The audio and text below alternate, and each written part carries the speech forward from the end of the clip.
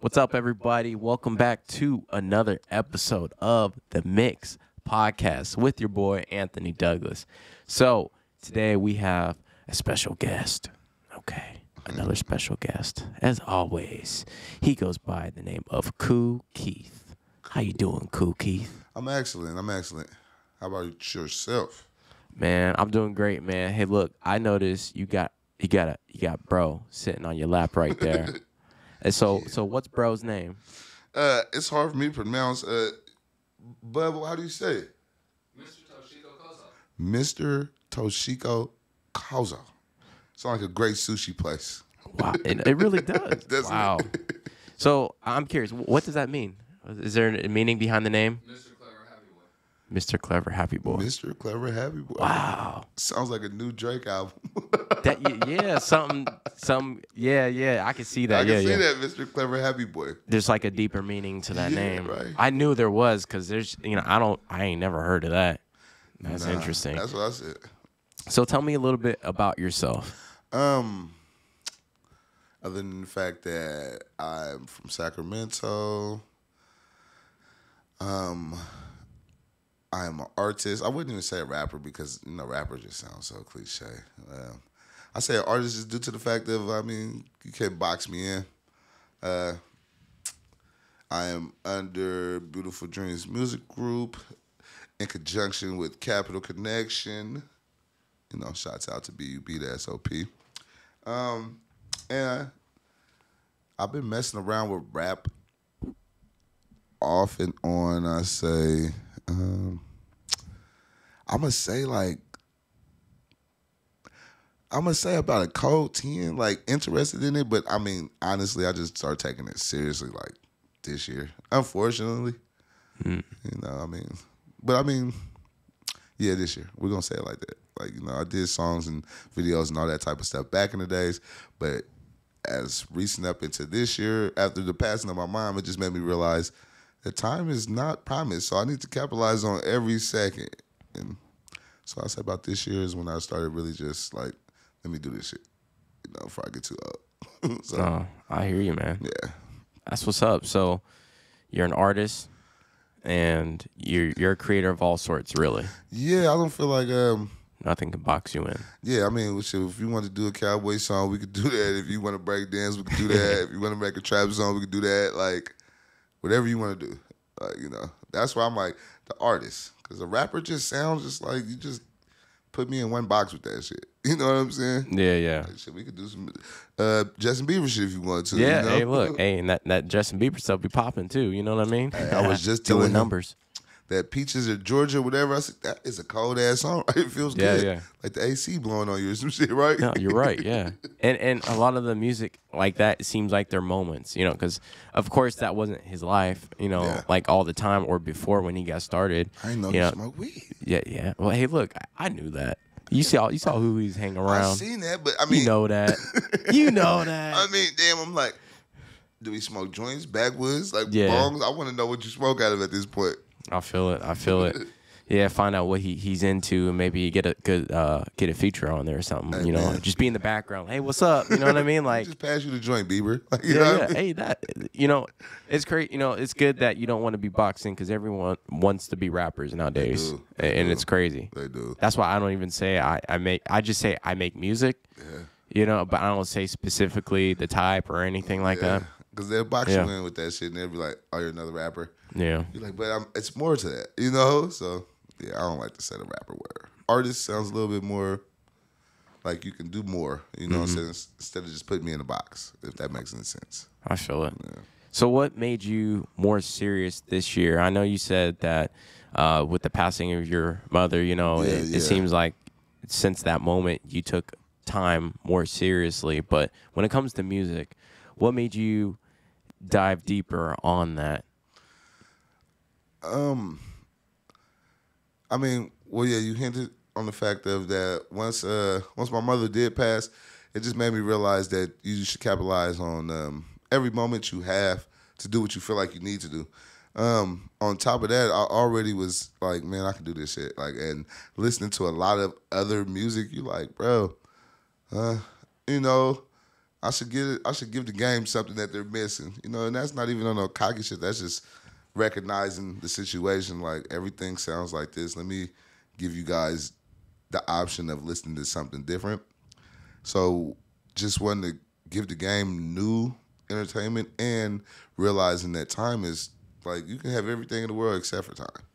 So I feel as though you got to capitalize on that. It took me so long to realize that shit, and that's the sad thing. Like, you know, like, he'll tell you, like, bro, you procrastinate. I do. Like, that's the worst disease to life is procrastination, and I was messing up with that. So after realizing that, like, yeah, I could do this rap shit. You know what I'm saying? Like, for real, not just like I could do it because he does it or he does it, but for real.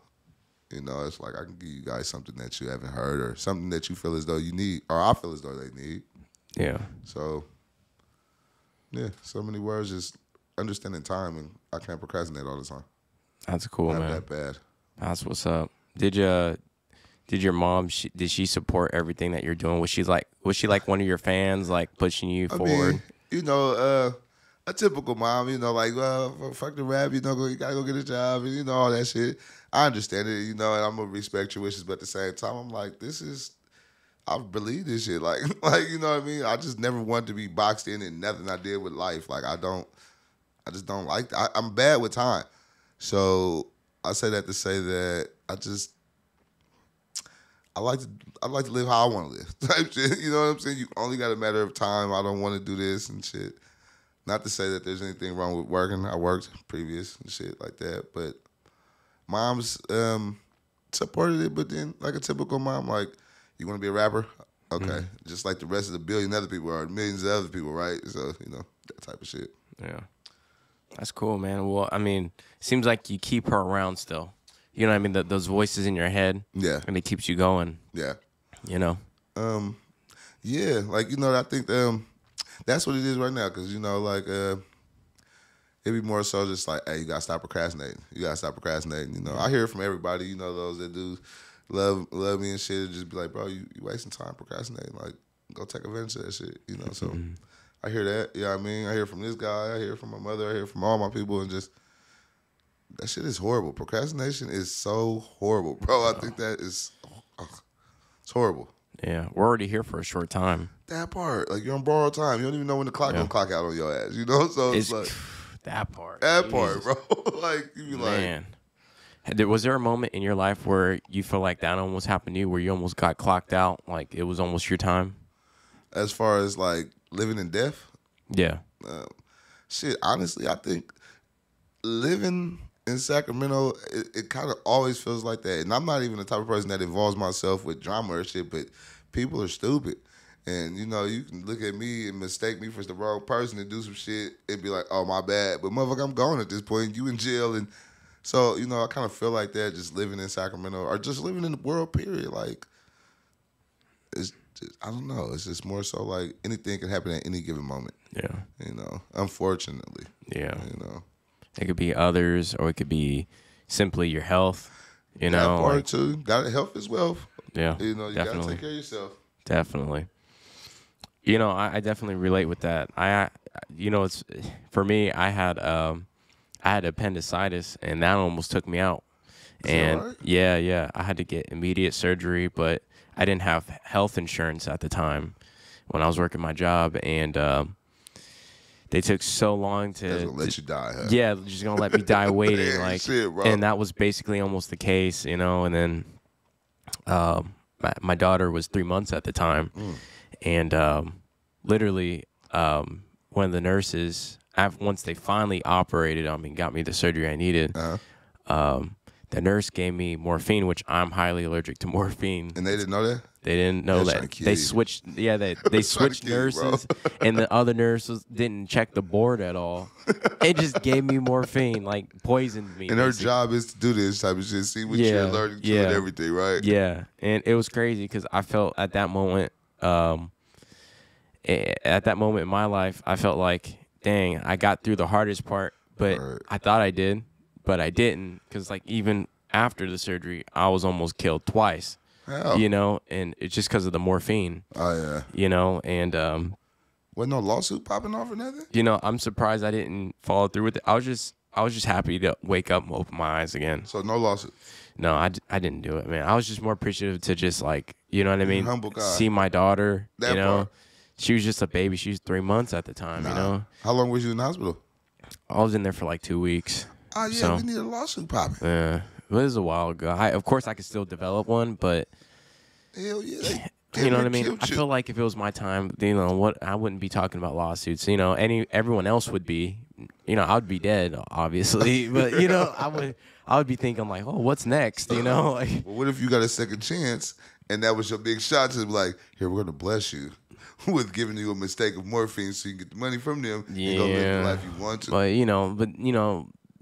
you see lotto winners, people who get the money, and you know, next Too thing much you know, money to kill you. yeah, they either find themselves broke again or dead. You know, because But you seem like an intelligent person that would know what to do and what not to do with the money. for the most part, you know, of course I do have needs and wants, but I have to balance that. You know, with all the kids, it's like it's hard to find time for yourself. And you said you had a kid too, Yeah, so you understand. I do. It's hard finding time for your career and your kid, because they want all your time. yeah. You know. Hey, and to touch up on the subject of what you were saying, so it's ironic that you said you had to go into immediate surgery because I fucking around and had like the gallbladder thing. And I didn't even know like what was going on or whatnot. So I go in there, I'm just like, hey, my stomach is horrible. So she goes through the shit. She's like, yeah, we gotta go through immediate surgery. Like, you're lucky to even continue to be here. So she was like, well, shit, if you would have waited any longer, then you'd have been a goner.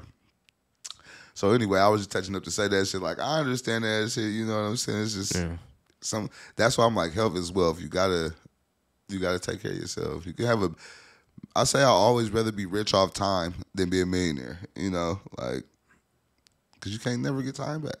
You're right, you know, so speaking like that. Definitely. No, you're absolutely right, especially when you got people to live Depending on for, you know. Yeah. It's a big deal, you know, and you're the man of the household and making sure everything runs smoothly and you're doing what you got to do on top of that. Yes, sir. It's a lot of pressure. It is. I mean, it's at the same time though, it gives you a little bit more to live for though, because you know, you like, I gotta bring this shit home. And you want to see the growth. Yeah. With me personally, like, I like to see the shit grow. Like, that's cool. I did that. You know what I mean? Yeah. Water the grass. It's crazy. We were actually talking about this before the podcast. When people get off of work, they're done for the day. Yeah. You know what I mean? Like, in this day and age, you cannot do that. If you want to have the things that you want, you cannot clock out when you're done with work. 'Cause that's the grind. You know, that's just to sustain things. Yeah. Now, to move forward on things, like, you're gonna just sit down on the couch and take a nap or watch TV shows and eat chips. Like, come on, like, you can't do that in America. Nah. You know, it's just crazy. So, like, what have you done to overcome this type of mentality? Because it's almost everyone that I almost come across. What have you done to keep on, you know what I mean, with the music and the break away from what you know, from the traditions of work and stuff like that? You got to, like, I hate to stress that out again, but you realistically got to capitalize on your time. Like, I mean, even if you did go to work, those are 8 hours. It's still 24 hours within that day, so you still got a whole nother set of hours that you can accomplish so much more. Me personally, I just, like I was stressing on, like, I was just realizing, like, damn, bro, it's hella time left in this motherfucker. I'm like, I could sit here and waste my time, you know, playing my video game or watching my TV or smoking, getting the munchies, going to sleep, and then you wake up like, damn, I just slept 12 hours doing nothing. Or you can capitalize on those 12 hours and then see the growth of what you did put that time in, you know, if that makes any sense. So it really comes down to, like, take advantage of your time. I can't stress that shit. Like, I mean, just speaking on how you went through the emergency surgery and I did, and you don't know the outcome of that shit. So you was content with the lifestyle that you lived up until that point, you know? So just smash on time. Like, take advantage of that shit. Yeah. That's one thing you can't buy. You can have all the money in the world and still die. You know, like, you can't even buy no another life with that shit. Yeah. You know, so like that, brother. Yeah. It's like that Drake song, Money in the Grave. Oh, Wait yeah. till- hey, that's real right there. Yeah, shouts out to Dragon Rick Ross on that Yeah, shit. exactly. Yeah. Hey, Rick Ross, man, he be flossing on the IG. You see all his old school cars. I seen the wing thighs. I mean, excuse me, the thigh stop. The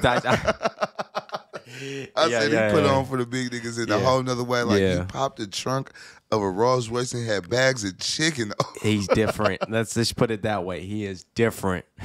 Very, very different. Yeah, no. I look up to Rick Ross, man. Like he's Good a straight hustler. up someone that you can, for someone to be on the bottom trying to get places, he's someone that he's a great example to look up to, you know? Like, he is. you know, he worked his way, you know, he did the whole, you know, working as corrections and then moving up. It's funny. I actually applied to corrections, but I'm too dumb. I didn't pass the test. No. And so they told me I had to wait, you know. Hey, Rick I never did it.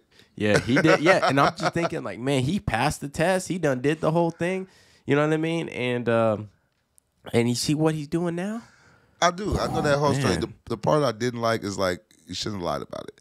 It was a job, bro. Like, and regardless of the situation, if you were a correctional officer, you wasn't a cop. Yeah. You was just working with inmates. So, I mean, I respect him, you know, all that shit. But I'm like, you didn't even have to lie about that. You still can be who you be, bro. You like, a real one gonna understand, like, you got kids, you gotta feed them, you got the opportunity to do this shit, but you still kept in focus with doing what you were saying. That's when you was like, you can't let off the clock even when you get off the clock. Because if that was the case, then he'll still be a correctional officer. You're right, yeah. You know, so Yeah. I'm like, don't lie. Accept the truth and embrace it. You may inspire somebody else, you know? So, Exactly, yeah. about that, though. That's why I don't hide, like, you know, the fact, like, where I work and what I used to do as, because, you know, there's people in those positions who, you know, who can relate with you. Yeah. You know, and it can help someone else out, you know. Inspiration, man. Yeah. That's like, the dopest thing you can do. Yeah, definitely. Yeah. I was a patrol officer in my last job before I worked at Frito. And, you know, I wasn't a police officer, but, you know, we had contracts with, you know, law enforcement. police, yeah. So it was like if they get overloaded with like calls or whatever, dispatch, you know, they would send it off to us. Yeah. And so basically it was like we were police officers without certain amenities and, you know, like the money, the pay. Yeah. Like But if, do the cops really get paid that much? They do. They get paid good, you know, especially what they're willing to pay new people coming in. You know, like it's, With black they're people? just trying to get people in. You know what I mean? Like they just want bodies in there. And Seeing what today is. the statistics on that, though, that's a whole other subject. You know, like I don't want to go in on that too deep, but they definitely. They definitely need bodies. Let's put it that way. I'm so pretty sure. The fact that they hire security kind of tells you, you know. Yeah. I'm not going to say too much, but I will say this. Sometimes the work that they have is too much work for them, so they have to outsource. And I think that's a problem already. So then you have false ways of handling situations. Yeah. And so that's why you see a lot of the videos and stuff that get posted of, like, you know, black people getting killed and then, you know, teens getting their heads bashed in, you know, for something stupid, for like riding a bicycle or something. You know, and that's the thing. They need more bodies, they need more training, all that. Yeah, more training. And a lot of the veterans who've been there long enough, I think the veterans should be out of commission. You know what I mean? They should be like, because a lot of the videos you see aren't just some of the new cops. A lot of it is the new cops, but a lot of it is also the veterans. And the veterans also dictate how the new cops come in, because then they train them. And so, like, I've been in situations where there were calls that we had to go to, and new cops, like, I'm telling you, cops younger than me will come, and I'm just thinking, like, man, you don't have any life experience. Like, you don't even know you don't even know what's going on here. You don't know how to deal with the situation. Yeah. Like, first off, you don't even know how to talk to, you know, these people. You know, you're not from the environment, you're not from the community, and you can't even relate because you're so young. You don't even have a family yet. You know, I get you're doing this job, you're doing this work, and it feels like, you know, like maybe you're pressured into this work too quickly. But like, also, there's not enough training into this. You know, like sometimes the best training is just experience, and you just got to be in this long enough to know. This is the best teacher. Yeah, and so is. I've had experience where I've seen it firsthand, and I've literally had to make complaints myself as a security officer. You know, it was like, you know what I mean? I'll get looked down on, like yo, we're supposed to be this brotherhood thing, but no, like that. Right is right, wrong is wrong. Yeah, you know? Yeah, and so that wasn't cool. Like I even heard them saying stuff about like controversial things, which I don't believe should be controversial. It should be clear and fact. Yeah, I like that. And honestly, it would change how I feel about, you know, like police officers or even security. You know, like I don't want to say too much because I got people listening to me, but yeah, you know, but yeah, you know, this is like code. They can understand what I'm saying. Some of them can, not everyone. Some of them believe that, you know, the law is just and it was that and this is what has to happen. But no, there's other ways. There is, but I mean, everybody doesn't, have the mental capacity as yourself though, so they'll see it different. Now, me personally, I mean, there's bad cops and there's good cops, just like there's good people and there's bad people. So I can't just base you off of what they're doing. Mm-hmm. But also, I do feel as though that there do need to be a little bit more training. I mean, I was looking somewhere and it was like, you got to go to the school longer to be a cosmetologist or some shit versus a cop. And you're like, and to touch on what you said, which is a great point, like, you don't even know the people you're dealing with, bro. Yeah. That's like sending a damn rapper into a chiropractor position. Like, you don't know what the hell is going on. You know what I'm saying? Yeah, what could you possibly do for this motherfucker other than mess this situation up? You're right. You know? Absolutely, yeah. So I do believe that it does need a little bit. I mean, but that should be common sense. Like, why would you send a person out there that, why? It's nothing but trouble going to happen from that. You know? Definitely, like, I have too many experiences where I could speak on. Mm-hmm. It will probably sound bad, but it's a certain type of people you deal with. Yeah. You know what I mean? That's what it really comes down to, you know? Even some young and old, you know, and even when you're old, there's no excuses. When you're young, you got to learn, but at the same time, you shouldn't learn after something as horrible has happened. Yeah. You know, and that's to the point where you can learn something, but the other person can't because it's already over for them. Yeah. And so that's, you know, and you know, time is short. Very. And I don't think that, like you said at the very beginning, what we talked about, we should not be boxed in as one thing. This is why it's good to like have a backup and have something to work towards, because you never know what you might truly be good at and where you find like true passion and dedication to. Facts. Where it's not work at all. It's just something it's like oxygen. You just breathe in, you know? Normal. Yeah. Normal. It just comes easy. And that's when you was like, how could you clock out after you clock out? Yeah. So just like forget about what you believe in or what you want to accomplish. You're like, I did my 8 hours a day. Like, so you sold your time, you came back, and forget about your dreams and goals. You know, I just don't, I can't see that shit. Like, it's just so much life out here. Like, the world hella big. You know, like, you're like a speck on this motherfucker. And so capitalize on everything that you got to do, I should say, you know? Yeah, yeah. Me personally. Yeah. You know, you're worth more, you know what I mean? You are. Like, I see for the places that I've worked in currently as well. Mm-hmm. I see what numbers I'm doing for them. You know what I mean? And I see what I'm taking home. And yes, I'm super grateful and appreciative. It's more than what my other jobs have paid me. You know, don't even get that. You know what I mean? Like, I understand. Yeah. So, you know, I'm grateful for all of that, and it provides me the living that I have now.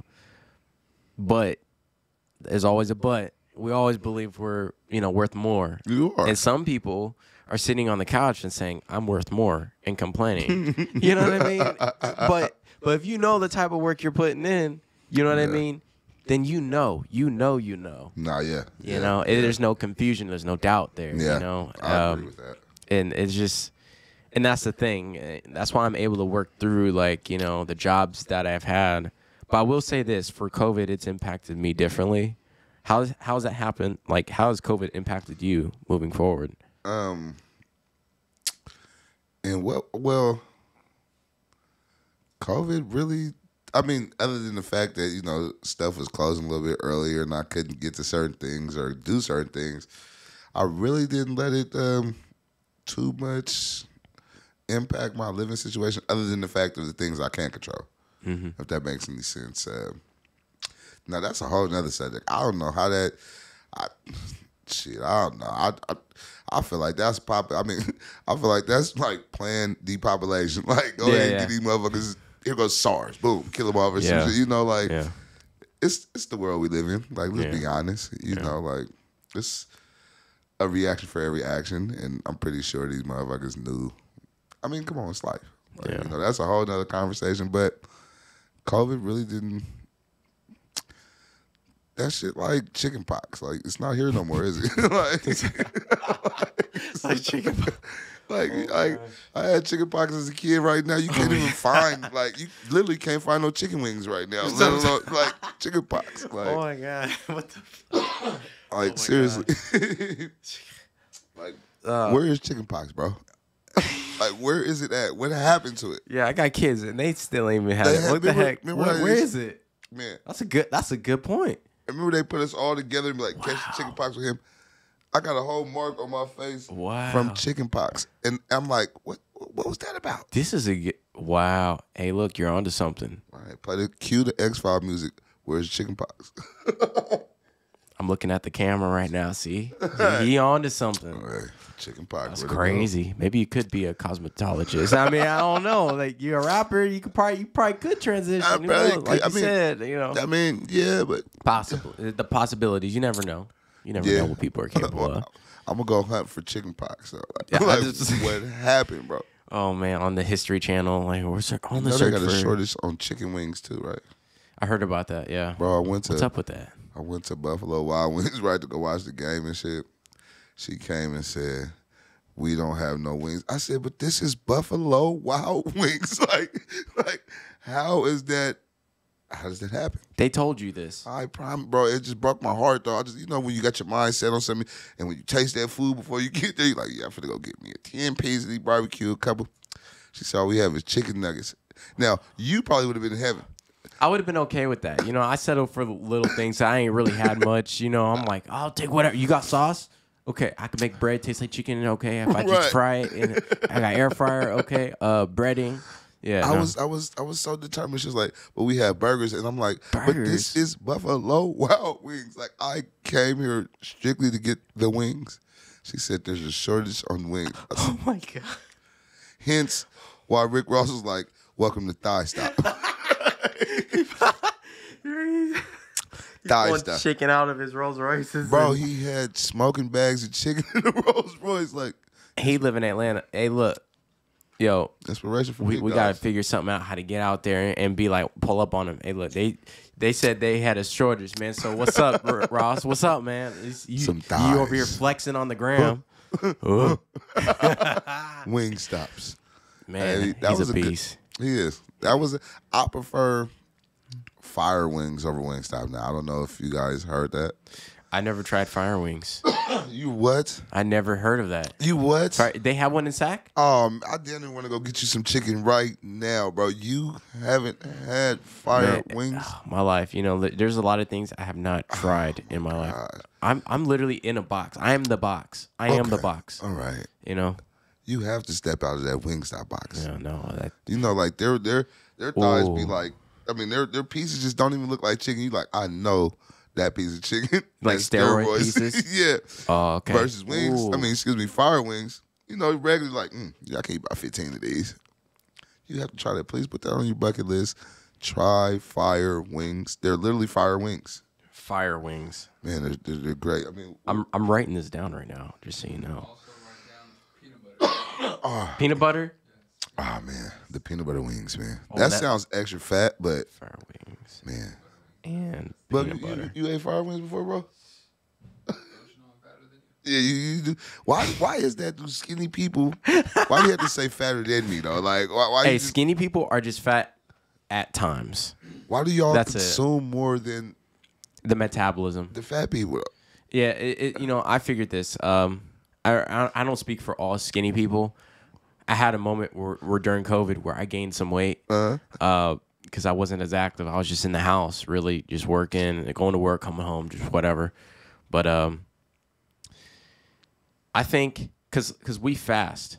Yeah. We don't eat as much. I think it's the portion people? size. Yeah. Y'all fast. Like, I don't eat breakfast in the morning, at least for me. Well, you wake up at 2. You gotta clarify that part. Yeah. So like normally I wake up at 2 for work, and then when I get off of work, it's probably like around 1, 2, so like 10, 11, 10, 12 hours have gone by. Then I'll eat something. No graham crackers, or do you drink coffee, or? No, I don't drink all So you're just running off energy. Yeah.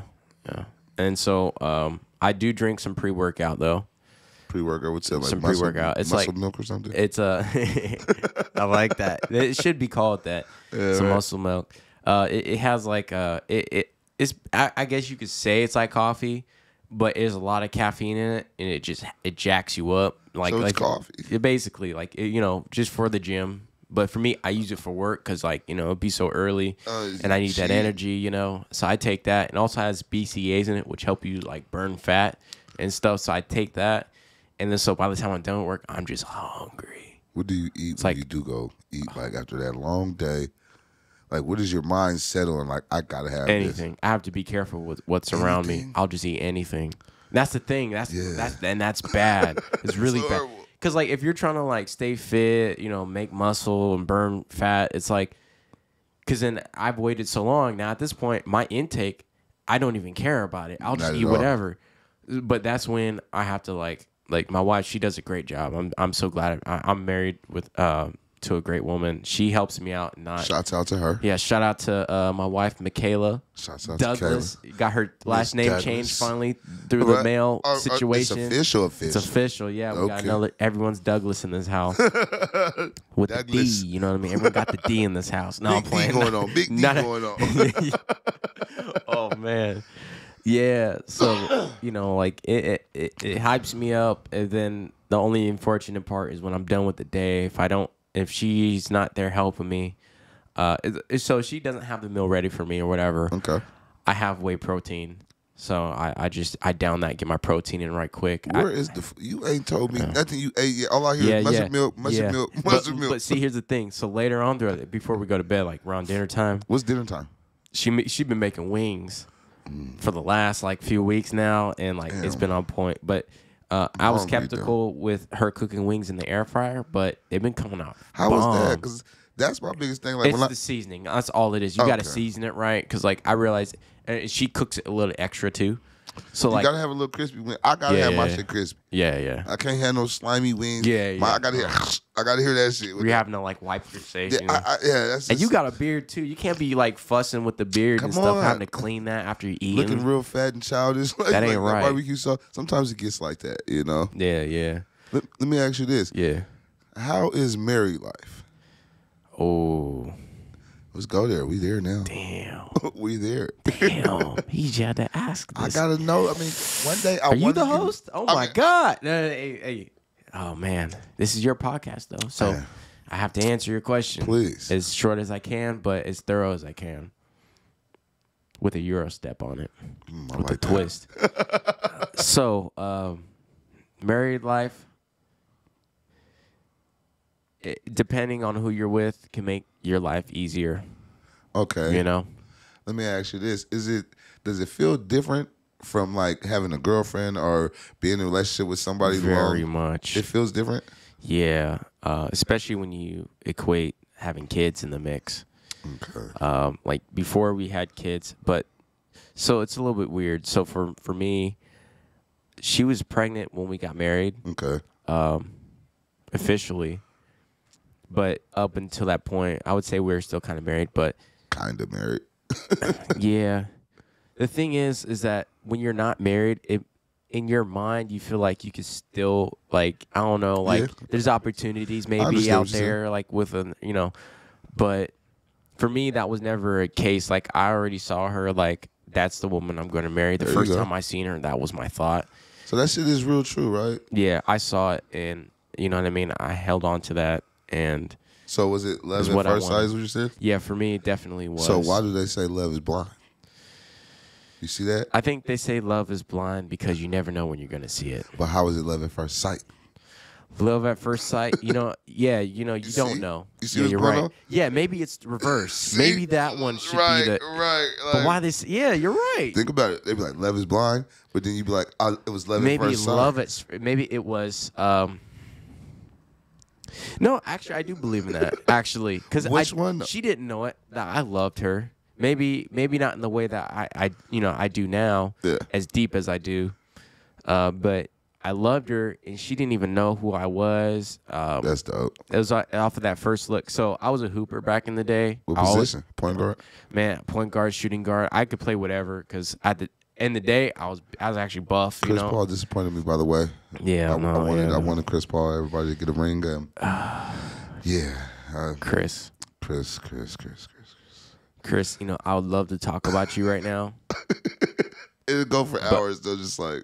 but I have so much respect for him, even in the past. I love It's hard to even move forward and talk on it. You know, like people are in different places in their life now. Maybe he just ain't that same one. But we, as coming from our generation, we needed Paul to get this ring, Yes. Yes. No, you're right. You're absolutely right. Man, we needed him to get this. Come on, and it's more so That was like deep. Yeah, no, you're deep. if You're on it. anybody deserved a ring this year, it was Chris Paul. Shouts out to Absolutely Chris Paul, right. but I'm not going to deny that. You're absolutely right. Yeah. bro, like that hurt my heart so bad. And I'm a Sacramento King Die fan, but if anybody deserved it, I was like, come on, Chris, I'm rooting for you. Come on, baby. You got Devin Booker over there. Come on, you got the future. I've just seen him doing things that I was just like, And you saw the interview too. that shit was funny. You talk about when he was like, what? So how frustrated are you with Chris Paul? Right He next asked to Devin him. Booker, so how frustrated are you for Chris Paul? Yeah. And Chris Paul What? said, What type of, how can you, because he knew he smoked the game, man. Like, yeah, he knew it. Hey, think about it. We're able to talk on it. You know, no strings attached. Okay. But for him, how is he sleeping at night? Oh, man. He knows. He knows what he was capable of because, you know, you don't just reach those heights for Bro. no reason. So Chris Paul knows that he has the skills and the years and experience to have those types of moments to be able to close the gap on that. But he didn't. It's so. He can't blame no one else but himself. Bro. It's so. It's crazy. It's so hurtful. Just if you a Chris Paul fan and you seen like You got me feeling types of way right now, you man. seen him do what he does. Like he's the last of the generations with the LeBrons and the Dwayne Wades. Yeah, and it's yeah. like, come on, Chris. You know, Carmelo. I wish you would have got one too. Yeah, But- I don't know Carmelo. I don't know what's up with that. He came in, and it was like Remember him and and LeBron. Yeah, LeBron did what he's supposed to. I think Carmelo's more of a street player because you know I grew up in the streets when you know what I mean, And like one. yeah that type of stuff. You know what I mean, like stuff that you don't see typically when it comes to Yeah. cliche basketball. Yeah. You know. But like you saw me, like hood basketball. You know And hood, one type of shit. Like he Yeah. couldn't make the transition. You don't them think so? crossovers, the way he like. But you can't. Well, Yeah. not because Iverson don't got one either. Yeah, but then he got into like I don't know. I feel like the NBA changed the way he played a little bit. It boxed him in, where Yeah. he had to be more of a team player. Because you saw when he would just go on his own and he would dominate. But they And would lose. You're right. LeBron though had a little bit of a mix. Like he wasn't just Yeah. straight all the way that. He can also transition and pass the He ball a understood bit. the game. Yeah. He understood the game. Yeah, there's a big difference there. Yeah, It is. but I still got respect for him, man. I mean, I love all those guys that we just spoke about. I really, really, really, really wanted Chris Paul to get that ring because yeah. I feel like he deserves it. Now, I think that was Cliff Paul from the Allstate commercials. Like, honestly. Oh, Like, how dare you? That was Cliff Paul, bro. Like, come on. That was the twin brother. Like, I was just like. He does have good acting skills, though. There's not everyone can transition into other things, like like a rapper trying to act. You're You see, right. like Future or not Future, say, I can't see Offset his- trying to act and stuff. He was trying to act. Yeah, I And don't know. what? It wasn't too great, but it was like it was short roles, so you really get a chance It to was see like, hey. full on. It was like it was like but- an ad lib or two in But there. what about Will Smith? DMX? Tupac? Yeah, Method they Man. define everything. Those are different. Those are special individuals we're talking about right They there. are. They are. Those are Rest timeless in peace, DMX too. Yeah, Rest in peace, I know. DMX, man. Yeah, DMX. He was He was an OG for sure. And What's your favorite DMX song? You would say.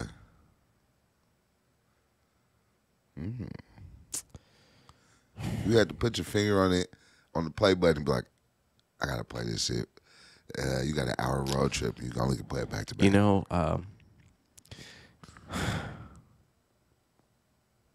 there's a few of them, but I think I like more of his Christian music. The Christian music? Because it hit me different. Because I'd be at different stages in my life. Okay. And it just kind of spoke to me. I like that. I don't know, because I don't get that much in music nowadays.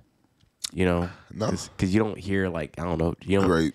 Yeah, because he can switch it up. He can. You know, and I love that. Like, he can be this, and he can talk about what he's been through. And Just being himself, I believe. Like, yeah. when you be yourself, it's just natural, you know. Like, Lord, give me a sign. Like, that was... Oh, look, give me a sign. That right there, because, like as I'm going up in my life, like, even when as a kid, I related to that song. That's But dope. now as an adult, I still relate to that song because it's like I'm waiting on that next move in my life still, right. and he's able to, like, when I listen to that song, because I still listen to it probably like maybe once a week, once every That's 2 hard. weeks. That's hard. And so, like, A little not all the time, motivation but and every shit. now and then I need it, you know. At the very latest, it'll probably be like once a month, okay? Like, put my Like, hand but on the you Bible. doing it every. I mean, you Yeah. keeping it consistent. Yeah, when I'm like down here a little bit and I'm like looking around and I'm searching, when he speaks it, you know, it's real. Like it's like does. that's where he was at in his life, and it feels like he's speaking for myself. And you know, That is what he does. he was a great person. I love watching his even his most recent videos before he passed away. Yeah. Of people recording him being around the family and Yeah. stuff, and just kind of being in his natural element. You That know, part, like- minus the music, and just kind of like, you know, just singing and dancing with his. Shows you that he's a real human and shit. Yeah, Family Guy too. He you know? is. I liked him. I would say slipping. Like me personally, like that's my favorite. Like that's how you go to be like, let me hear that. Lord, give me a sign. Yeah, Like that slipping, I'm falling is just like I play that shit when I'm just like, when you're slipping. yeah, I'm slipping, I'm falling. I'm like, all right, give me the inspiration to get it back going and shit. Yeah. But DMX got a whole catalog, but that one Right. does it for me. So Yeah. can't be mad at that. You know, I think that these people, DMX, Tupac, Will Smith, and a lot of the you know, even though Will Smith's more than the actor now, but even what he, you know, Big Willie style and everything he was doing back in the day. Summertime? Yeah, you know what's crazy? All right, look, I'm young. I'm a young cat. Right. Here's the thing. When I talk to older folks about Will Smith, I don't know why, they tell me, oh, what you know about that?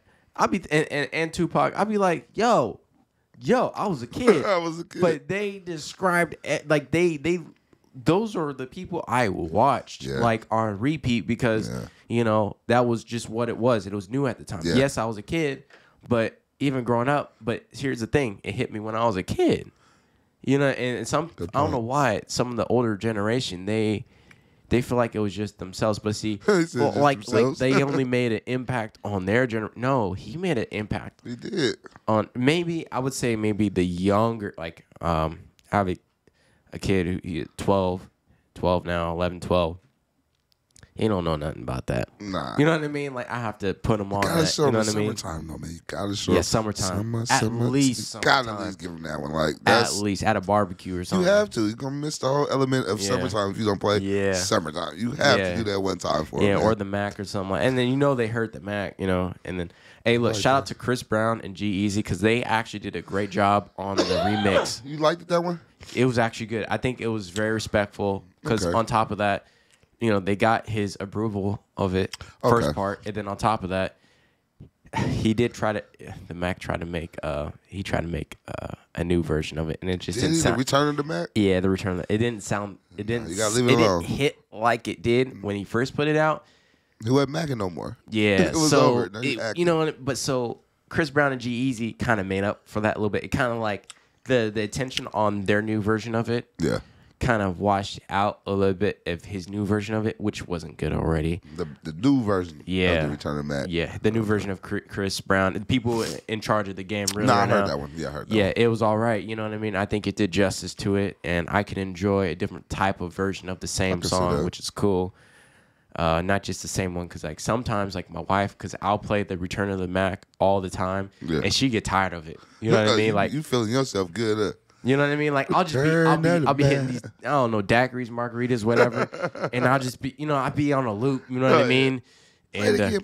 It's my she'd part, be right? so tired. I could just see her face from across the, and I'm just like, oh man, she's not feeling it. Yeah, what are you trying to say? Return the Mac. What are you trying to say here? Yeah, but no, they did a good job. I do have to say this: when Michael Jackson passed away, Chris Brown stayed on his shit. Minus the stuff, all this negative stuff in the media, but you can't confuse the personal with the artist. Yeah. Because we have a lot of fucked up situations. Like, yeah, there's a few. Yeah. I'll give you that.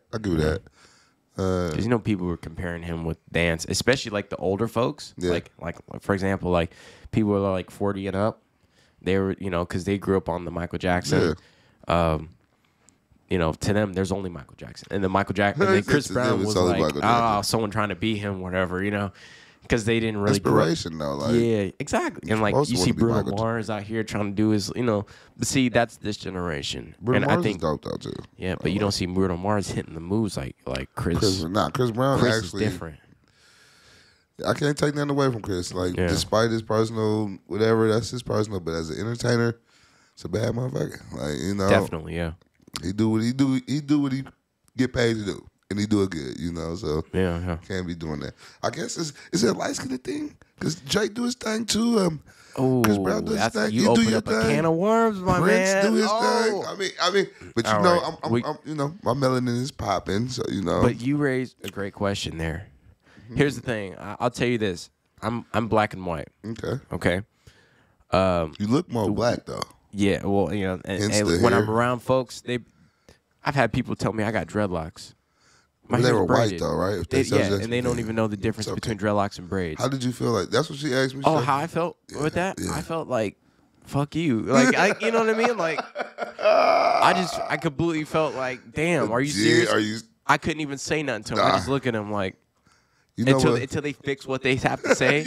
Because, like, I can't be the one thinking for you. Yeah. You know what I mean?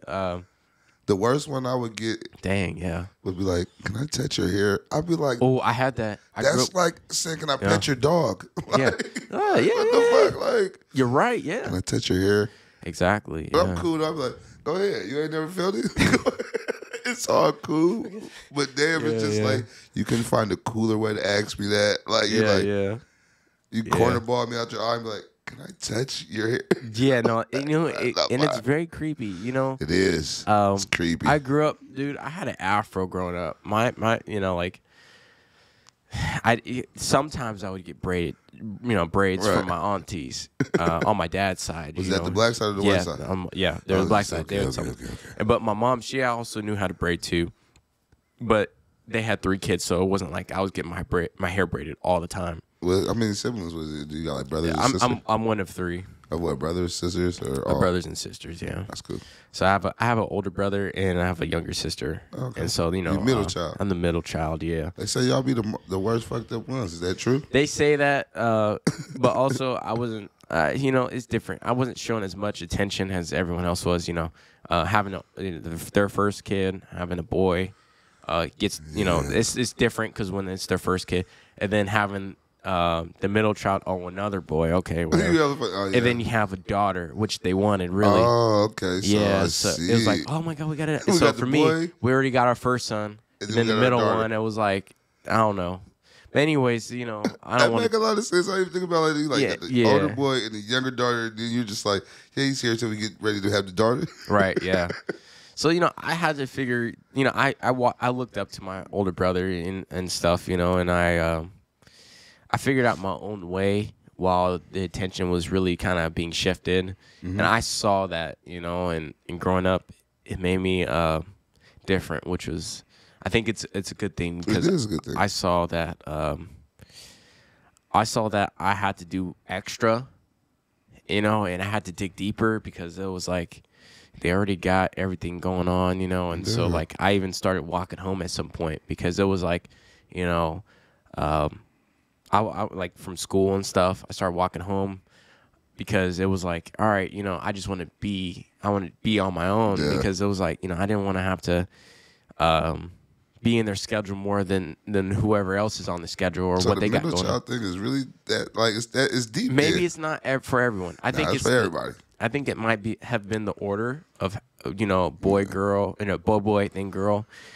But for me, I think that's what it was. But also, just being the middle child, like you can get away with a lot more stuff. I will say this, like I was able to get out and do whatever I wanted without being questioned or asked. Like I would just tell them, you know what I mean? I was straight up. I would just, hey, I'm doing this. Hey, I'm doing you know this. what I mean? Like, Yeah. but I knew what I was doing, and I wasn't going around like screwing up my whole life for the rest of my life That's type a of big thing. right So, there. yeah, I've always, I wouldn't say this. I don't want to say too much, but like my other siblings, they got their issues like I got my issues. People type of shit. Yeah, and so I realized that while my parents are working on their issues and spending their time there, I'm gonna go figure out my issues out here. So I did that, and it worked out for me. And like I will say this, I am the only one on my own. I am the only one who has their grandchildren. I am there's a lot of things I could say. I'm not trying to hold over anyone else's heads till they come to their time. And I completely respect that, because everyone has to go through their stuff. But for me, especially having the kids and going out on my own, it helped me grow up, and really go through my own stuff and having to take responsibility. Yeah. And, I did hang around some wrong people, as we all do when we're young folks. But that's the experience part, though, right? Like, you have to go through that to understand, like, I don't need that shit. Yeah, definitely, yeah. We all done that. I think I fucked around with, yeah. I messed around with a lot of wrong people. But what I can say, it let me understand a lot more, though. Like, nah, I ain't that type. I can understand how we can have similarities, but yo, you going this way, I'm going this way, despite the fact that we probably got things in common. Yeah. I ain't got that jail cell shit in common. I'm cool. Like, that shit don't determine who I am. Like, if you're going to go be locked in the box with men, to each his own. But I like to open the door and do little bitty shit, like go outside when I want to, or go eat when I want to, or use the bathroom by myself. Yeah. Little bitty shit. Like, I'm just cool off that type of shit, So, oh, you're right. I think dealing with those type of people gives you enough knowledge to understand who you don't want to deal with, and what you should do. Like, I'm cool. Shit, I didn't got locked up behind hanging with the wrong crowd, and it's like, damn, if I would have just kept doing what I was doing originally, then I wouldn't be in this situation. But it made it better, though. Because now I'm like, nah, I can't do that with y'all. You know what I'm saying?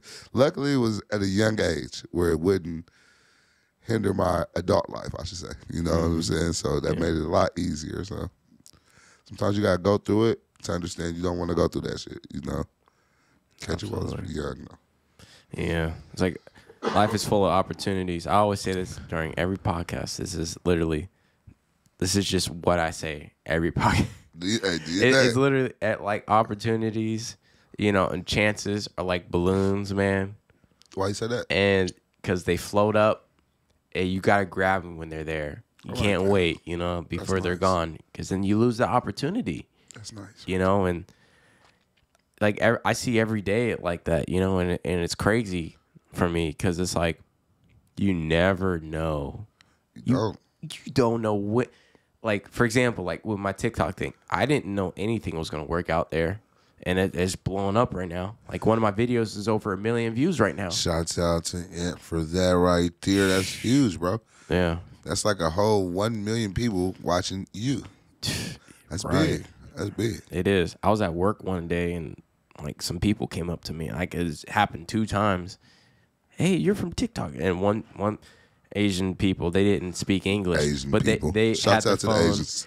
Asians. They probably made the thing, but I don't know. Shut the fuck up. I don't know, but they're users on there or something. They saw me on there and they like, and they showed me, and I'm like, Oh my gosh! It's like working. I didn't know what to say. I almost started speaking their language. You know what I mean? Hey, It's working. Hey, is you know, what it cancel was. culture. They're gonna come for me now. Yeah, But hey, you better look. watch out. Yeah. Watch out. But look, shout out to the community because they made a great app and it's helping me out for sure. Shut And the fuck up, they made a great app. I cannot. They're great people, period. Great right? people, period. Yeah. Go Hey, ahead. look. Shout out to them. Forget what I have to say. Shout out to everyone else. Everybody. Just everyone at this point.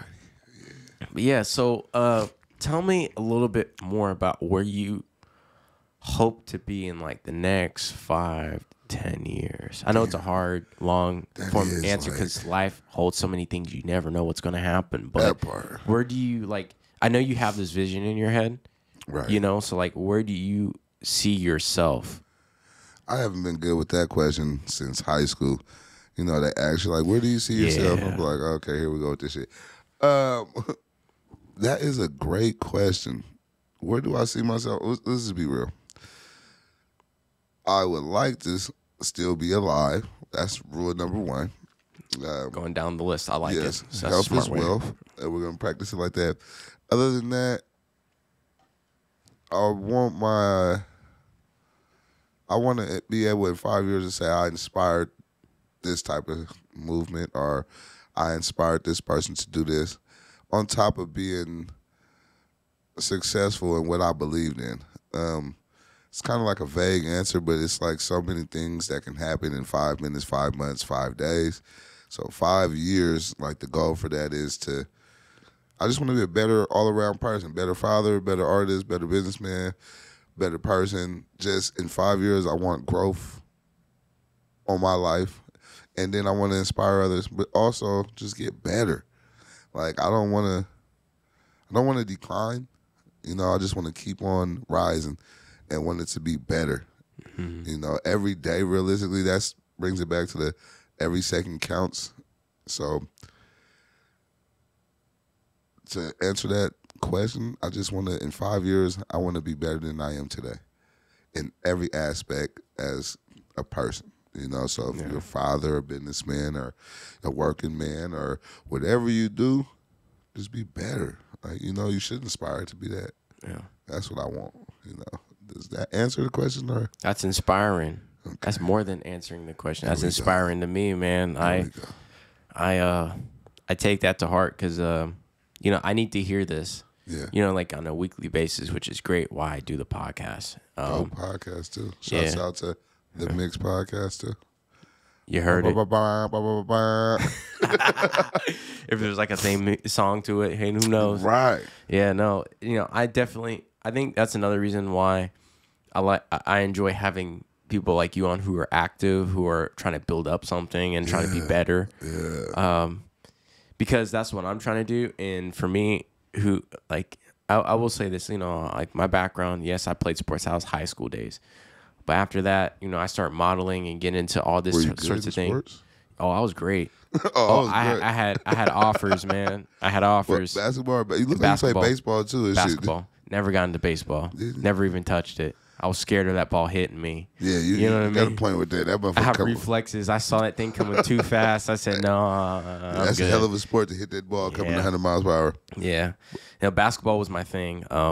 But after like, so I messed up my ACL my senior year, Hoop dreams. which took me out. But I came back even stronger, which is crazy. Like I came out more buff, and I came back even more refined with my movements. Like I didn't waste any movements. Capitalized on it, huh? Yeah, so I completely capitalized on that. And but the time that I was recovering and doing my rehab, like I was sitting on the bench doing statistics for the games, you know, people, you know, on the scoreboard, whatever, Yeah.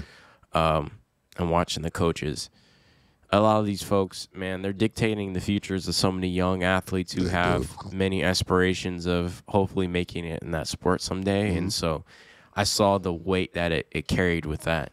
And yes, it's a lot of weight that a coach would carry for these kids, but also you're breaking a lot of these kids' dreams too. If it, you know, but more How? What do importantly, you the mean ones, about that?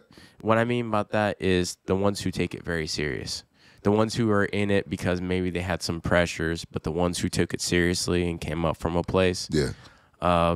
Like, for example, for me, that was my life ever since I was 6 years old. I saw LeBron go into the NBA from high school. That's hard. And that was my goal. Like, I outdid everyone. Like, absolutely, from the age of 6 all the way to my senior year.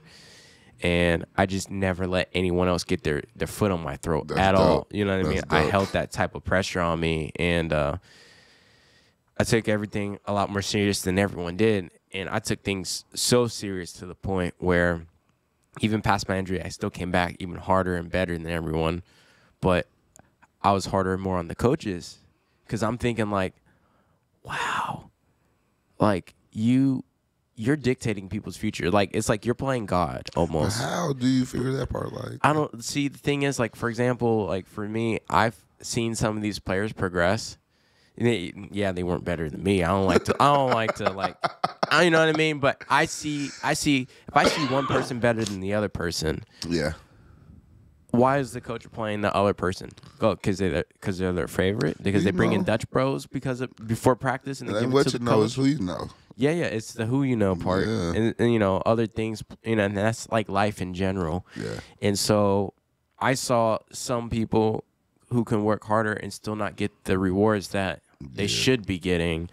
And like for me, for example, that wasn't necessarily the case, but I spoke for everyone also on the bottom, who are on the bottom and who are on the top.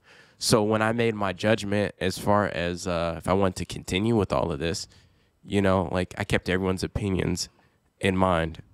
It wasn't just my opinion. Okay. Like, for example, like I was great at basketball. So was my brother. He was also great. He was also tough on me. You know, he's one of the strongest people out there. You know, he was tough on me.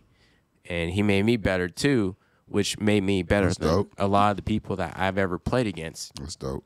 Yeah, and so it helped me progress to another level. And so when I'm playing against folks who shouldn't be getting that sort of recognition or playing time, it said something to me. And it had nothing to do with basketball at that point. And you know, and I saw that for what it was. I'm like, all right. I see, you know, you got personality. You know what I mean? And I saw past the whole, like, yeah, I could be, you know, faster, stronger, better shooter, you know, and you can't guard me or whatever. But, hey, look, it's because of who you are. Exactly. That's what it is. Exactly. You know, you had some other thing working for you. And for me, I couldn't figure that out up until my senior year. But really, it was up until my injury until I started seeing a whole different perception, you know. That's dope. Because, you know, I hit varsity when I was like a freshman or something. So you was really going hard. Yeah, and when I was in elementary school, I was playing for competitive basketball in middle school. So Yeah, you was going. You I was always the youngest on the. You know, dogging what I mean? them. You dogging them too. Like, I played in the hood too, bro. Like I was literally the kid in sandals and a big old afro, playing in the hood and making these fools mad.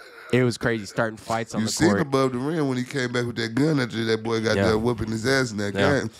Yeah. Here's the thing. Like, after high school, I knew I didn't want to go to college at all. And so... Why? I felt like the skills that I was able to acquire in sports, I feel like if I just translate that to real life and try to learn that on my own, I feel like, you know, that same energy I bring to this, I could learn it. I could figure it out. That was dope. That was dope. Good transition, too. Yeah. Did you ever think, like, well, maybe the game of basketball was just teaching you and getting you ready for the position that you're in right now? I think so, too, yeah. And, you know, looking back on it, Got you ready. Yeah. I know my parents, they were always upset if something didn't go right. Yeah. You know, or if the coaches were on some other things and they didn't see what should have been, like every other parent maybe saw, or you know, I saw their frustrations. And at the time, you know, when you're a player, you just accept whatever the coach says. I hate accepting blind leadership and people who don't see your potential and not even in what you can change. Your opportunity, you know, like you know your worth. Yeah. When you know your worth, you realize that what you're doing with the numbers or whatever playing level field that you're at, you realize that, oh, I need to up this. I need to go in a different division. Facts. Yeah, and so that was my thing. Yeah, it was just sports, but yeah, it's like when ball is life, you know, it translates to life. It does. In general. It does. It does. What is your? Do you like football or basketball? Like, what is your favorite teams? I used to watch that. I used to watch football and basketball. I was more of a basketball guy, though. Of course. Always, yeah. Ball is life. Yeah, I did get in the track, though. It really got me quick and fast, and Sure. it That's a sharpened good one. everything for, like, any other sport, really. That's dope. But I used to watch basketball a lot more, but I was so busy playing basketball, I didn't have time to watch it. Like, I would watch like the And One series to learn some new moves. To learn some new moves. Yeah, Shouts out to N1. That was a great thing, man. They're great. They should bring something like that back. That was great, bro. Yeah. Did you play sports growing up? You know what? To keep it real, I played basketball when I was younger. Football, played a little bit of baseball. This is like when I was like at least 70, 80, 90, 100 pounds lighter. And I was a kid. Right now, though, I still go to the court. I probably ain't you with it. But then I'm so competitive, like, fuck it. We're going to keep on going until I at least get 10 on you. I'm going to try. So you start feeling it again. You know what I mean? To get what you feel like, all right, I did used to do that. I used to. You get like a remnants of what you used to do. Exactly. I know what you mean. Yeah. So, same here. Yeah, I did play the sports and shit. But I gravitated more to, like, the music thing. It's more so just like, I'm just comfortable with me. So it's easier just to be me. Like I was speaking on earlier, I just don't like to be confined. Like, right. And it's not even in a bad way. It's just like, can I just be me? Like, I'm pretty sure after we get done letting me do me, you're going to be like, oh, okay, you should just do you. Yeah. So I just gravitated towards the music. And then plus, just like how you can speak. Like, music, to me, connects you with so many things that you would never even know. It's just an entry point. Like, my goal isn't to be like a whole rapper like that. Even though I do it, it's like a foot in the door because you first got to get the people attention. Once they know what's going on, right. Now you're like, I got you. Now let's go this way with it. You know what I'm saying? Now listen to the real idea that I have.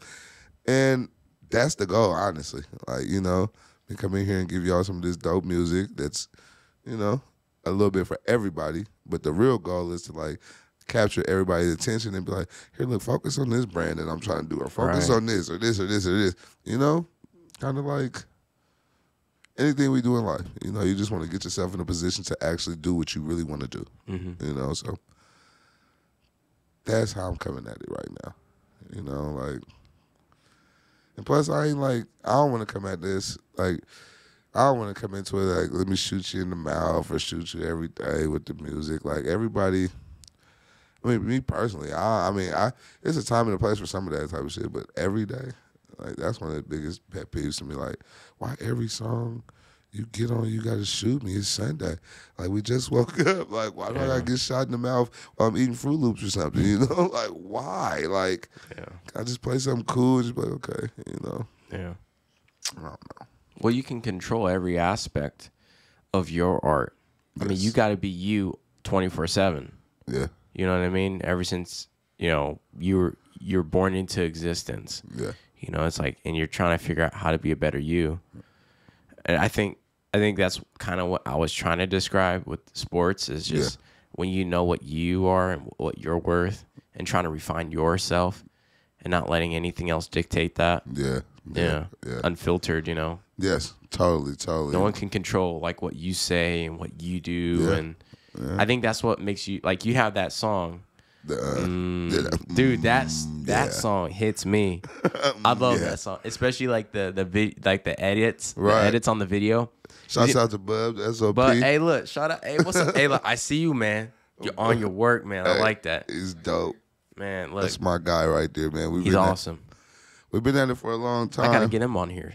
Yeah, man, you really do. It's actually, I got you. I got you, man. I got you. BUB the SOP. Shouts out to Capital Connection, keeping the Capital connected. Yeah. Hey, look, in Sacramento, it's a small area. Yeah. And as far as the collaborating of many artists and creators, it's hard. Because a lot of folks, they don't like to reach out and communicate and collaborate. And I see that. A lot of people like, I'm curious too. Like, that's my question. I know, for me personally, I know a lot of folks who are doing things, but I don't see them like maybe I'm not good at like connecting people, but like I don't see them aligning themselves with the right people too. Like, and I see it kind of like hindering the progress a little bit. Kind of like it seems like folks are better in different departments, and they're not aligning themselves with those folks. They're just kind of like. Here's the thing. I think that. And I don't think that was the best answer, but I think the best answer is that a lot of SAC folks like doing everything on their own rather than communicating, because they rather have complete control of how everything turns out, which I understand, but sometimes you have to just go to other people who are better in certain areas. You have to. You just have, like, you can't carry all the weight. Yeah. You know what I mean? Of what you're trying to do, and then think that it's going to work out, you know? And, got a point with that one. Yeah. Because I know for me personally, I can't make podcasts. I can't make these things without people like you. Vice versa. Exactly. So, like, who am I, you know, if you're not on here? Like, what am I sitting here talking about? That comes with, you got to, like, reach out. I had to reach out to you. Yeah. And, like, let's connect the pieces to the puzzle, and let's you know, go bigger, or let's see if we can, you know, put you on with me. I put you on with me. You know, you meet him. Whatever connection. Also, I be thinking, like, a lot of people in SAC are like Hollywood, even though, like, bro, you're local. Like, you're local. You're nobody until you become somebody. Yeah. But, like, it starts with what you're saying. Like, bro, you got to be able to connect yourself with this person, to actually put yourself in a situation where you can go global. But you can't be Hollywood if we still in the same vicinity like that. You know, like, you can't act like that. Like, like, I just don't understand that type of shit. Like, bro, like, how do you? All right. That's how I look at it. Like, all right, bro, I'm going to go to the store, and you're going to be walking in right there, and you're going to be like. That was the same scenario I was seeing in my head, like a grocery store scenario. Yeah, I really was. Like you don't even know who was around you. Don't. And then like this person next to you is doing the same types of things, and you just over here, you know, thinking that you're the only one in the world doing what you're doing. And that's the thing, and you're like, that's where we're gonna shout out Capital Connection again, man. Capital Connection, Capital Connection, man. Keep the connection and the capital going, and that's what's gonna be able to bring people together. That's gonna be able to show other talents and other stuff like that, to even make the city pop more. Like, if we was to come together, it's simple, because it's like the city has talent, but it's the people that don't even see that shit, because you're so selfish. What you think you do is better than, it's somebody right now that's better than me, you, him, her, whatever, and everybody. You know what I'm saying? It's just it's always gonna be somebody else better. Is what I'm trying to say. Like, damn, humble yourself. Yeah, you know, and that's the thing. You know, a lot of people came out of SAC who are great and who are established, and those people could be anyone in SAC if they're doing what those folks did. I think people are too busy thinking about who's already been established and stuff, and they try to shoot to that rather than doing the hard work that it took. But also because, you know, there's no blueprint for any of this stuff. This is why I love Nipsey Hussle. I listen to his music every day, and ever since he passed away, even before he passed away, I was already listening to his music, Victory Lap and all that. Man, rest in peace, bro. Nipsey, I was so happy when he finally dropped that, because I was listening to all this, you know, underground music from Nip, and it was like, you know, I enjoyed all that. It's just I ain't never seen him on the big stage, you know what I mean, doing his thing. And then when that came out, it was like, Victory Lap classic. Yeah, it's a classic. Classic. Bro. He hit it. You know what I mean? He hit that mark on all cylinders. And it's like, it's crazy how he passed away and he hit that. And that phases me. It's like, you don't know what you did before you. Inspirations. That's where I get that whole little motto from. Is, you know, shouts out to Nipsey Hussle whole family, and rest in peace to it. So, to inspire. You feel me? He was like, man, one of the biggest acts you can do is inspire. And that is so true, because that's how you get the next great thing. Like, somebody got to look up to somebody to say, I want to do that or do it better. So, just with the passing of him and the way that happened is just ugly, man. Oh my God. Like, that made my stomach hurt. Like, I said, God damn. You know, it's just, I don't know. They shouldn't even show that video, but Yeah, that was terrible. Terrible. That broke my heart, dude. Broke it, bro. Because when you especially when like you're a father and you're an entrepreneur yourself. Oh my gosh. And then you're on yourself, and then you see this, and he's got kids too. Man, that's so horrible. I can't even imagine that happening. Your kids one day are gonna go view that, even though they shouldn't. Terrible. But they're gonna sneak and look at that just to. They're gonna see that video. They're gonna see that, bro. That was horrible. Disgusting. And just for one of the people that associated itself with him, and that situation happened at his establishment in his city is so horrible. It's like, damn. And then they get mad when you do want to leave the hood because of shit like that. Like, they say that in your city they'll kill you faster than anybody else in the world. They always say, get out your city because they'll kill you in your city. It's so much hate and people feel as though, oh, he shouldn't be there or you shouldn't do this or do that. But realistically, like, you grinded and put yourself in a position to get to that point. Now you want to knock me down because you're not here? That's just pure hate. Yeah. With that situation, it actually made me very wary on who I bring on my podcast because, I have my podcast at my house. Yeah. Family and kids. And, I could tell you're straight up, dude. You do what you do. You know what I mean? You staying in your lane and you're working, you're networking. I see you're trying to go places, and if I can't relate to none of those things, of course I wouldn't. But I saw you doing your thing, and I'm like, I'm getting them on there. Especially when I watch that music video, I'm like, Yeah, right. Like, yeah. And I appreciate that, bro. And that's what I want to. Shout out to that music video and the videographer and the editor. You're the editor too. The SOP. Beast mode. Man. See that? I like you, man. Look, great. I'm getting you on here soon. Hey, he's great with that shit, bro. Like, that's like one of the dopest. Shouts out to all the other videographers if y'all listening. But like BB is my guy. So I already know, like, once we work with it and shit, just based on how tedious he is and just. So on, like, man, we got to do this right. It got to be like this, like from the scripts all the way up down. Like, bro, you got to write from 1 second, 2 seconds, 3 seconds. Like, just so fucking tedious. But as you can see, the work comes out looking like it does. Like, that video, that, like, it's just like, I wanted that, like, Missy Elliott or that Busta Rhymes type of feel. Like, let's go outside the box but still keep it, contained. And not too much where it's like you're stepping outside of something you're not too great at. It's comfortable. Yeah. It's enough where you can get your laugh out of my head slap. Yeah. And then it's, so you're like, easy. You're supposed to have fun with it. I can see the fun in it because some people are so particular on making it look like your normal music video.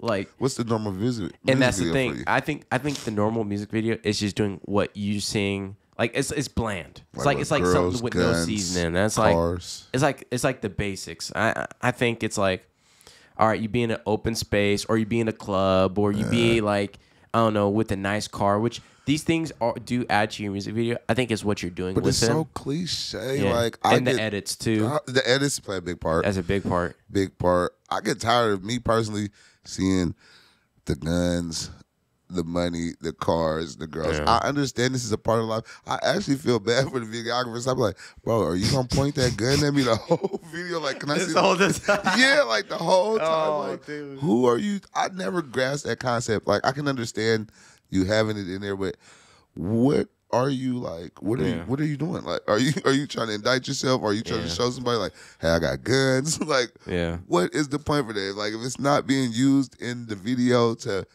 do the scene or whatever, like, why? Get you a fake Draco like Soldier Boy. You know what I mean? Get you know what I mean? Like, make people feel safe on the set so they can all, like, you know what I mean? Like, when you have real weapons and you're doing that, it's dangerous for everyone involved. You don't know. You just have to sit there and look like you're not afraid, and you know what I mean. Like my life. I hope I'm getting paid enough for this. Like, right? You can't get paid enough to die. like that's crazy. I just never understood that. Like, why do you got to point like 70 guns at me? Yeah, and here's the thing. What I really enjoyed about your video is that it seemed like. We were talking about this again before the podcast, but it seemed like it did not come from this era. It seemed like it had been. What do you mean by that? You got to elaborate for me and the people. Like a Mac Dre type of feel to it. The way the video was shot. Yeah. And it seemed like it was inspired almost like from that time period. Yeah. Also, some of the lyrics, which I really, you know, and like some people are trying to make every lyric sound the same. Like, everything has to, you know, I gotta hit this certain type of ad lib. But no, you create your own lane. Like now, when that catches, officially. Yeah. Look, no one else can claim that because you was doing that before. That part. You see, and that's why like it was catchy. It wasn't like something I had heard anytime this period. Right. I could go back and I could feel like, oh, maybe this could, like, you know, when you go on Spotify and you see the playlists of like the 80s, 90s, early 2000s, and you know, recent music. It was like it hit a certain genre. A little bit back, but like around the Mac Dre area and stuff like that. It was seriously a throwback, and people like who really enjoy that type of era, they will really respect that type of music. And that's dope right there, bro. I appreciate that. That song right there, honestly, I just threw that out there because I'm like, let me do something different. You know, really, I was like, let me do something different. Just, you know, to go outside the box. Make it simple but dope as possible because it's like literally, like, so I'm like, you can't go wrong with just humming some shit and saying at the end of, you know, like that's Hank Hill type shit. But the music I do, it's like more so, damn, that's a little bit harder. I mean, I wouldn't even. What would you say, bud? Like, what kind of music would you say I do? Like. Because, like, a lot of people would just, you know, label me in with the But that's not bad, though. I like different. It is different. That's the thing, man. It's all about being different. You cannot be the same and think that you're going to get the same results as everyone else. I like that. That was dope right there. Like, what would you say, bud? Like, what you kind just of music capitalize on that. I think you make all types of different music. I don't think you make just one category of music. Okay. Brings me back to, like... No box, you know. So like, so I would do a but then we could still go do like a My Turn or something like that, or a player, anything that's on my catalog right now. I'm actually gonna drop this one song called Taco Tuesday. You might really be interested in that. Taco Tuesday, hey. Incredible. Like, you know, I showed the artwork on it. Took the picture of that too, of course, right? Well, that's gonna catch, you know, LeBron James in this Taco Tuesday. Actually, it's called Taco Party. Shouts out to Jules Bird, and I apologize for that. It's called Taco Party. Okay. Ooh, that's a turn up. Man, straight. Right? You just turning it up when you not Taco Tuesday, not just a Tuesday song. It's a party. Parties can happen anytime, anywhere, especially with tacos. So that's actually dropping on Tuesday, this Tuesday. You already filmed, shot. Did he film it? No, I mean, he's going to shoot the video, of course. You guys are still working on it. But yeah, it got to be right. Like, hence the fact that I'm like, it's tedious and all that shit. So it all got to be done the right way. But the song will be dropping on July 27th, which is Tuesday, for Taco Party. It's a great song. I'll actually let you hear it. You know, I'll slide it to you. Yeah, I got speakers out here, man. We'll slap that thing. Yeah, man. It's a dope joint. It was actually produced by Silencio, featuring Jules Byrne. It's a dope track. Like, that's if you like how you said yeah. It's like just it's gonna that take sums it all up. Yeah, right. It's gonna take you a different direction where you're gonna be like, okay, I do want a taco now. You know what I mean? Yeah. Like, it's something you eat, you know, while listening to a taco. Yeah. Or, did I say while listening to a taco? I think I meant that reverse. Like, you eat a taco while listening to eating tacos. Yeah. Or sometimes the tacos do talk to you. You never had the taco be like, I know you want some of this. Like, you know, tacos do talk in many forms. You know, tacos got me my third child on the way. Taco, you know what I'm saying? Party. These tacos are crazy, man. I don't know what. Hey, it's a beautiful sight. Both ways. Yeah. Good answer. Yeah. But shout out to that new song, man. I can't wait. Man, I really want you to hear that joint. Like, it's when you get it, it's a dope joint. Like, I'm not even gonna lie. Like, if you liked Loved it. All right, we're gonna skip back the like part. You know. Yeah, right. I love that song. I was slapping it in the house. Hey, I appreciate you, and I really do. I was trying to get your viewers up. I like the video Come on, and everything. Bro. Come on, go do that shit for me. I appreciate that. Like the video, guys. Hey, look. Go like that.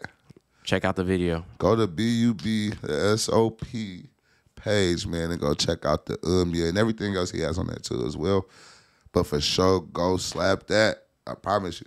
And you know what it be is like, I was looking at people. Do you know it'd be taking like people years for one song to catch? And when I go into it, I just be like, let's drop this shit. And if it does what it does, it does what it does. But it just takes so long to develop the traction with one song because I know it's a lot of people in the world, but I'll be looking at the shit like this. Well, if I can get 10,000 people to even buy one album for like $10. That's a good day or a good month. Yeah. Like, I don't need the millions. That they'll come eventually. You're but right. Yeah, no, you're right. Let's start with the 10,000 and like 10,000 solid ones, and you buy this shit for $10. Yeah. That's cheap, and I ain't being greedy. I don't want it all. Just give me a piece of the pie.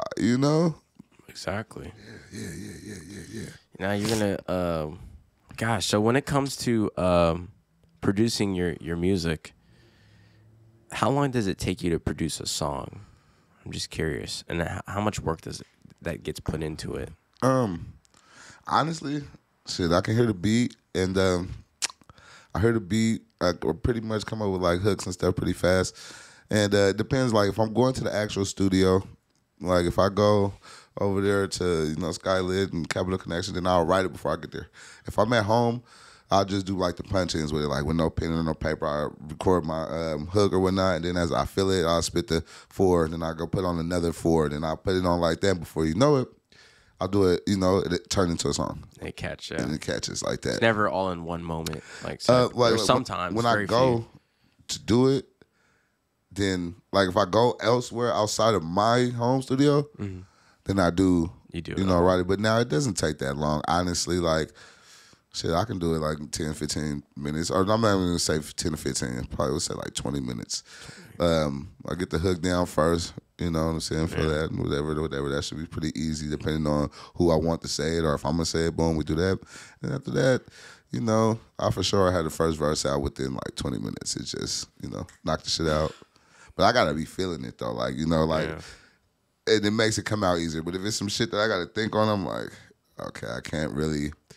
Like with that's the type of song where I could just, you feel me? I'm gonna talk my shit like a bad kid.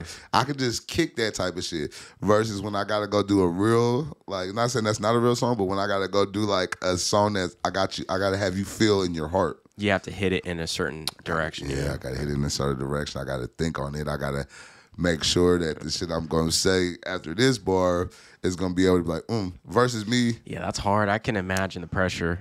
What you'd have to go through if it's like I don't know. I'm thinking of sex positions. You know what I mean? Like you got to hit it from the back or the front or the side. Like how you got to do it. Like you can't just like chill on the beat. Like you got to come on aggressive or like however you do it. You got to keep that same energy going throughout the whole song. You do. Because then it's like who dropped the ball here.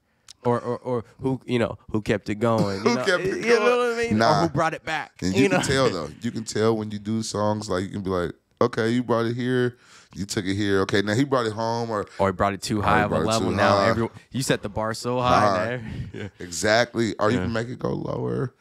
I really think it's with like the type of songs, like with with the taco party and shit, like I know it's a fun song. When you hear it, you want to have fun with that. I just came here to party. It's easier because it's like I'm lit. I'm finna talk my shit like a bad kid. Off the first party that you're like, okay, I see where we're going. You know what I'm saying? You got the idea, Yeah, you got it from that point. So that's how I usually do it. I hear the shit and I'm like, oh, okay. You hook them in the beginning. There you go, man. And that's the rest of the song. Delivery is everything.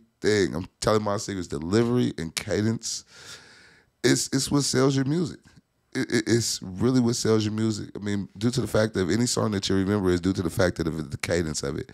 And it's probably some more of it what they said in the song, but cadence is what's really going to keep you hooked, I see. And if you can deliver it the right way with some dope shit to say and have a cadence with it, good job. Yeah.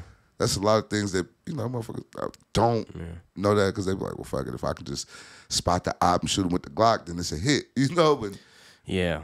And videos have a very big correlation to what is already on the song. Yeah. And I realized this because, I do my own stuff already, but also seeing your video, the way it was also shot, it also took me back. It wasn't just the song. That's dope. You know what I mean? So it was like the visuals and the edits, and I saw like, wow, I felt trippy almost. Like that's dope. It took me out of place for a second, and and I could totally see that the video has a strong importance on how your music is being projected. Facts. It's very powerful. If you're not being projected right, okay, that's a whole other conversation. Man. You need to fire someone. You need to get away from someone. You know what I mean? Right. But hey, look, it seems like you got the right people working with you. I got the best the guy right with connections, me, man. Like the Capital Connection. Shout out to Capital Connect. Man, I can't even shout him out too much, man. Like it's just like Hey, I'll get him on the podcast soon. Don't even worry about that, man. Look, this right here is about you right now. Yeah. Okay. You and how you. So, have you always been a Sac artist, or have you came from somewhere else and then you came to Sac? Born in San Francisco. Okay. But I'm from Sacramento. What I mean by that is that I was born there, but I was raised here. You know what I'm saying? Okay. So that type. I don't think that I am a Sac, but I feel as though I'm not no Sacramento. I mean, I'm a Sacramento rapper, technically. Mm-hmm. But I feel like I can go global. Like just yeah. Like I can go global, not even on no cocky shit because I understand where I want to go. And I understand some of the procedures and things you got to do to get there. I can't make this type of music expecting to end up on the Grammys or whatever I want to be because it's just not going to happen. I could be street successful, but I mean, the goal is to be globally successful. For me, it is. You know, like that type of shit. I only can inspire so many if I'm doing this type of shit. But if I take it there, then you understand where I'm getting at, right? Yeah, no, I have no doubt that you're going to get there. Man, I believe it. You going to get there. We going to get there. Everybody in this room going to get there. Honestly, like, You understand the work that has to come for something like that, Yeah. You're not underestimating anything and trying to do any sort of shortcuts. And no, you're doing the work. I'm trying to get better at that, and right now it's just because I was saying with the procrastination part, like I had that bad, like he'll tell you like how bad I was just with it. Like I'm still horrible with time, but I'm making time to do the things that I know I gotta do, versus me being like, okay, whatever. Yeah. I'm like, nah, you gotta do this shit. This is what you want to do. Sometimes it's so true, or all the time. Be careful what you wish for, you know what I'm saying? Yeah, time, you know what I mean? Yeah, man. Brings that back around, the whole time situation. Yeah, man. Time is everything, bro. Like, I cannot stress that. Like, what kills me is that you can see a whole millionaire die with billions of dollars, and it's like you ran out of time, buddy. Yeah. Where's that money going? Where's that money going? No charity, no folks trying to. Nothing, bro. Yeah. You're never gonna see the Brinks truck following the Hertz truck. Never. Like, right, you're never gonna see that happening. Like, when it's done, it's done. So you're right. Your ride's over. Yeah, I like that. Your ride's over. Yeah. Make the best of it. Do everything. Do everything you feel like you can do. And if you mess it up, all you're going to do is learn how to do it the right way or do it better. Ain't no losses in life. It's only lessons, You got to understand it like that. Yeah. Like, even if you mess up right here or bump your head or lose, you never lost. You actually gained. You know what I'm saying? Because you know how to do this better. You learned the lesson. And now you're going to be able to do what you want to do even better. Like, so if you can look at life like that, like, you don't lose. Yep. Just learn the lesson, bro. Every loss is a win if you learn your lesson. There, boom. What he said, man. And that's today's message. There we go. I like that. That's today's message. Hey, if you guys like this podcast, you guys can check out Kew Keith. Cool. Where can we find you at? Man, everywhere you can find me on all platforms from Spotify to Pandora. Everything at KEW, KEITH at Kew Keith. Also, go follow my bruh. Bub, BUBDASOP, on all of the same networks. Well, not the music part, but as far as the YouTubes and the IGs and et cetera, man. Go tap in with him and get all that dope things, man. Hey, and I appreciate you though, Aunt Doug. I like that, Aunt D. Aunt D, huh? Nah. That's new. I like that. Who knows, man? I'm gonna have to adopt that. Who knows? I might have to trademark that. ASCAP, turn that into a rap name. You know? Who knows, man? But I appreciate you though, brother. I really do. For sure, man. Hey, and, hold on. Before we do go get ready for that taco party.